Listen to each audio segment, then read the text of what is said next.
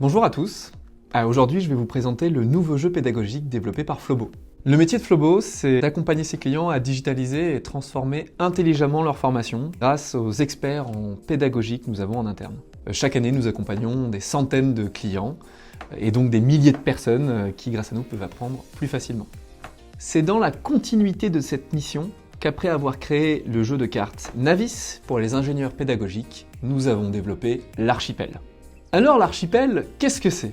Eh bien c'est un jeu de plateau pédagogique spécialement conçu pour faciliter l'intégration de nouveaux collaborateurs, soit dans une entreprise, soit sur un nouveau projet. Il peut s'adapter à tous les secteurs d'activité et surtout à tous les types de joueurs, quel que soit l'âge, la fonction ou encore l'habitude de jouer.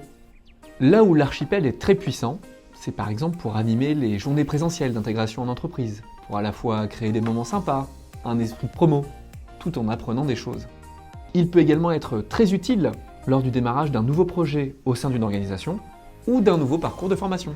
Avant de créer l'Archipel, nous avions repéré que beaucoup de jeux pédagogiques étaient soit trop pédagogiques, les mécanismes de jeu étaient trop simples, on ne prenait pas de plaisir à jouer, soit trop jeux, c'est-à-dire qu'on ne voyait pas bien les mécanismes de transmission de savoir ou d'apprentissage.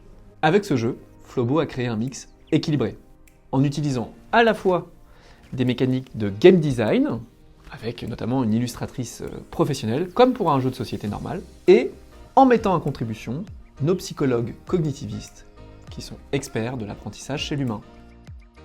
Dans l'Archipel, les apprenants sont dans la peau d'éco-aventuriers, envoyés sur un groupe d'îles encore inconnus, avec pour objectif de les développer et de les rendre habitables. L'objectif de chacun est de devenir le meilleur éco-aventurier en récoltant le plus de jetons d'influence. Vous récupérez ces jetons en remplissant certains défis, sous forme de questions, sur les différentes îles du plateau, qui sont aussi les différents thèmes de l'entreprise ou du projet. Mais attention, ce n'est pas aussi simple que cela. Il va en effet falloir parfois s'allier à certains de vos partenaires, à d'autres moments leur voler des jetons ou jouer des cartes actions qui vont amener un petit peu de surprise ou de roublardise dans l'aventure. Est-ce que je vais visiter ce centre de recherche pour prendre des informations qui me seront utiles plus tard dans le jeu ? Est-ce que je vais aider tel joueur qui a été sympa le tour d'avant avec moi ? Enfin, après chaque tour de jeu, les joueurs font face au terrible conseil de l'Archipel, où se réunissent les sages qui sont responsables de l'expédition. Durant ces conseils, il va falloir négocier, parlementer et voter pour choisir l'une des options que vous proposeront ces sages et qui influenceront le prochain tour de jeu.